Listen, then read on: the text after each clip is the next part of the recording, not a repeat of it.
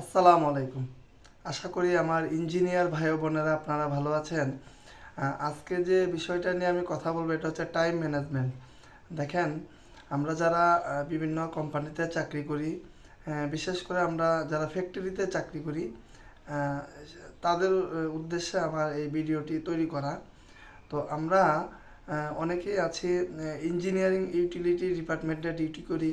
কেউ আছে দুই শিফটে ডিউটি করি, 12 ঘন্টা টু 12 ঘন্টা। মানে সকাল 8টায় আপনি জয়েন করছেন, দেখা গেল আপনি রাত 8টার দিকে আপনার ডিউটি শেষ।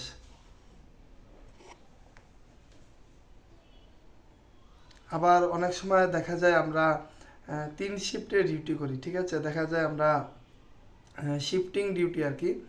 মনে করেন যে আপনি আহ, এক সপ্তাহ এ শিফট, আবার এক সপ্তাহ বি শিফট, আবার এক সপ্তাহ নাইট।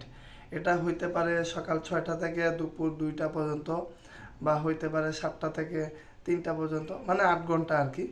আর 1 ঘন্টা কোনো কোনো কোম্পানিতে 1 ঘন্টা লাঞ্চ টাইম থাকে, দেখা যায় টোটাল 9 ঘন্টা। 8 ঘন্টা আপনার ডিউটি, 1 ঘন্টা লাঞ্চ টাইম। আবার অনেক সময় দেখা যায় কিছু অনেক কোম্পানি আছে শুধু 8 ঘন্টা আপনার ডিউটি, ঠিক আছে। আপনি 6টা ঢুকছেন, 2টা বের হয়ে যাবেন, ঠিক আছে। তো দেখেন, আর আমরা যারা জেনারেলে যারা ডিউটি করি, বিশেষ করে 9টা থেকে কোনো কোনো অফিস 9টা থেকে 5টা পর্যন্ত, আবার কোনো অফিস 8টা থেকে দেখা যায় 5টা, সাড়ে 5টা পর্যন্ত থাকে আর কি, ঠিক আছে, যারা জেনারেল আর কি। আর যারা শিফটিং করে তাদের তো নাইট করতে হয়, ইভিনিং করতে হয়, আবার সকালে ডিউটি তো আছে, তাই না। তো দেখেন, বর্তমানে আমরা জানি যে বর্তমানে জব সেক্টরের অবস্থা তেমন ভালো না। তারপরও দেখা যায় অনেক কোম্পানিগুলা এই যে টাইম ম্যানেজমেন্ট নিয়ে কিন্তু খুব সিরিয়াস, ঠিক আছে।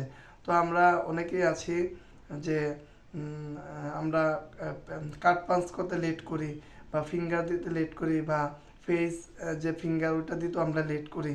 তো আমরা চেষ্টা করব সময় মতো অফিসে আসা। তো দেখেন, কোনো কোনো অফিসে নিয়ম থাকে যে আপনি যদি মাসে 3 দিন লেট করেন, দেখা যায় আপনার হাজিরা থেকে কাটা যাবে একদিনের স্যালারি। অথবা দেখা যায় কোনো কোম্পানি যারা ম্যানেজমেন্ট স্টাফ থাকে, বা যাদের দেখা যায় আনলিভ থেকে একটা ছুটি কেটে নিবে। আবার দেখা যায় অনেক কোম্পানি আছে বছরের শেষে যে ইনক্রিমেন্ট হবে, বা দেখা যায় আপনার কি বলে ওই আনলিভের যে টাকা ওইখান থেকে দেখালো, ওখান থেকে টাকা কেটে রাখে। তো এক এক কোম্পানি এক এক পলিসি, এক এক সিস্টেমে আপনাকে দেখা যায় এটা করে থাকে আর কি। তো আমরা যারা ম্যানেজমেন্ট স্টাফ আছি, বা আমরা যারা পার্মানেন্ট স্টাফ আছি, আমাদের ক্ষেত্রে খুবই সতর্ক, যেহেতু আমাদের আনলিভ থাকে, বা বছরে আমাদের যে ইনক্রিমেন্টের যে বিষয়, আমাদের পারফরমেন্সের যে বিষয়গুলা, অনেক কোম্পানি এই জিনিসগুলো অনেক গভীরভাবে দেখে, ঠিক আছে। এটার জন্য আলাদাই টিম থাকে। এই যে আপনার অ্যাটেন্ডেন্ট, আপনার উপস্থিতি, অথবা আপনি কখন অফিসে ঢুকছেন বা কখন বের হয়েছেন, ঠিক আছে।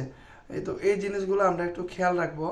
আমরা সব সময় চেষ্টা করব, আমার অফিস 8টা থেকে, আমরা অনেকে কি করি একদম কাটায় কাটায় অফিসে ঢুকি। কেন ভাই, আমাদের তো একটা প্রস্তুতি থাকে, মানে 8টা মানে কি আপনার 8টা থেকে কাজ শুরু।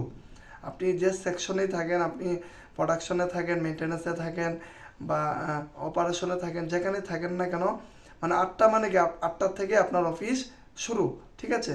তো আমরা চেষ্টা করব যে একটু আগে যাওয়া, 10 মিনিট বা 5 মিনিট আগে যাওয়া।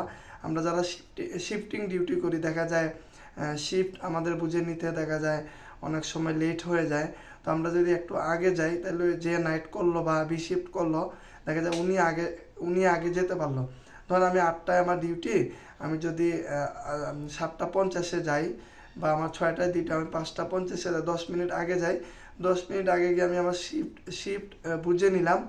বুঝে নিলে তাহলে রাতে কি কাজ হয়েছে, বা আমার কি বলে এই সকালে কি কাজ হয়েছে, বা দুপুরে আমার কি কাজ হয়েছে, যে যখন যে শিফট থাকবে আমি খুব সহজে বুঝে নিতে পারবো।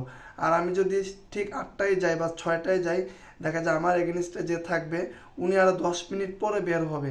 এতে করে উনারও সময় নষ্ট। তো আমরা যদি মিলেমিশে এই জিনিসগুলো যদি মেনটেন করি, তাহলে আপনিও রাইট টাইমে অফিসে ঢুকলেন, উনিও রাইট টাইমে অফিস থেকে বের হলো, পরবর্তী উনি আপনাকে আবার সুযোগ দিতে পারবে, ঠিক আছে।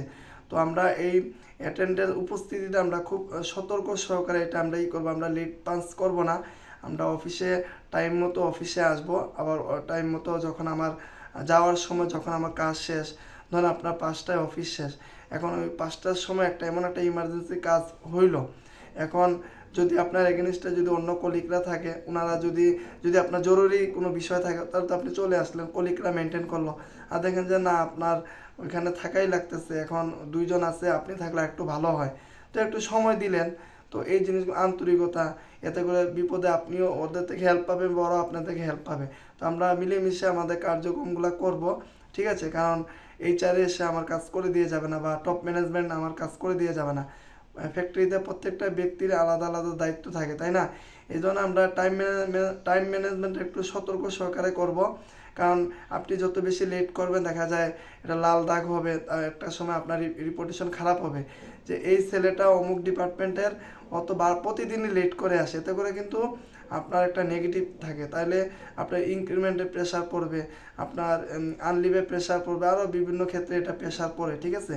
কারণ বর্তমানে কোম্পানিগুলোর সফটওয়্যার সিস্টেম চলে আসছে, এখন এই উপস্থিতগুলা এগুলো খুব মেনটেন করা হয়, এগুলোর জন্য আলাদা টিম থাকে। এই জন্য আমরা যে কোম্পানিতে চাকরি করি না কেন, ছোট হোক বড় হোক, আমরা টাইম ম্যানেজমেন্টটা আমরা মেনটেন করব, আমরা সময়কে গুরুত্ব দিব, আমরা সময়কে অবহেলা করব না, আমরা অফিসের টাইম অফিসে আমরা থাকার চেষ্টা করব, রাইট টাইমে সব সময় আমরা অফিসে প্রেজেন্ট থাকার চেষ্টা করব। এতে করে আমাদের কেরিয়ারটা সুন্দর হবে, এবং আমাদের পরবর্তী যে চাকরিগুলো ওগুলো আমাদের সুন্দর হবে, এবং সবচেয়ে বড় কথা, জুনিয়ররা আমাদের থেকে শিখবে, জানবে, ঠিক আছে? ধন্যবাদ সবাইকে।